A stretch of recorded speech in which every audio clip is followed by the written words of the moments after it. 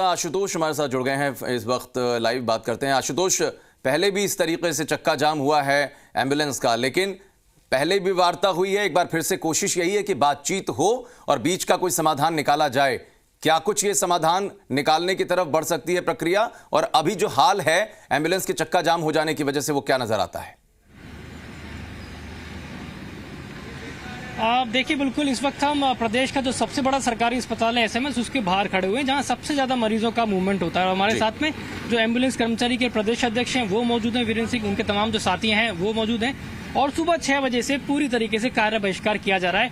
वीरेंद्र जी, जो मुख्य पेच कहाँ फंसा हुआ है? समय समय पर आप सरकार से बातचीत करते हैं, समझौता होता है, हड़ताल को टाल दिया जाता है, लेकिन अब अचानक से सुबह 6 बजे से जो आपने कार्य बहिष्कार किया है, तो पेच कहाँ फंसता हुआ नजर आ रहा है? देखिए, एम्बुलेंस संचालन के लिए नई निविदा निकाली गई है, उसके अंदर एम्बुलेंस कर्मचारियों के लिए जो शर्तें थी वो नहीं डाली गई। इसके लिए ही हमने अक्टूबर 2019 से संघर्ष करते आ रहे हैं। हाई कोर्ट तक भी मामला गया, हाई कोर्ट ने 20% वेतन का भी बढ़ोतरी का भी आदेश दे दिया। लेकिन उसके बाद भी जब भी हम लगातार जा रहे हैं, लेकिन इसके बारे में कभी मतलब समझौता होता है, बातचीत होती है, आश्वासन मिलता है, अधिकारी कहते हैं कि नहीं हम तैयार है, लेकिन वो काम हो नहीं पा रहा है। और आज स्थिति इसलिए आ गई कि परसों 23 तारीख उस टेंडर के भरने की लास्ट तारीख है। यदि वो भर गया तो हम 5 साल के लिए पाबंद हो जाएंगे, इसी सेवा में इसी तरह जैसे काम करते आ रहे हैं, शोषण के अधीन हो जाएंगे। इसीलिए हमारी आज ये है कि आज से हमने सुबह से कार्य बहिष्कार। ये इतनी कम तनख्वाह में कैसे घर चलाना, क्या संभव हो पाता है घर चलाना?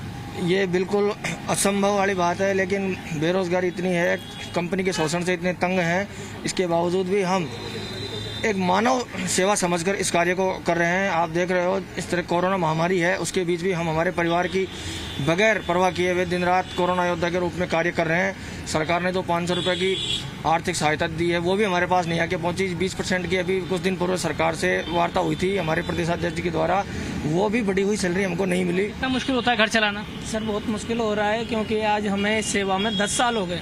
10 साल से आज तक हमें इसमें कुछ ऐसा लाभ मिला नहीं।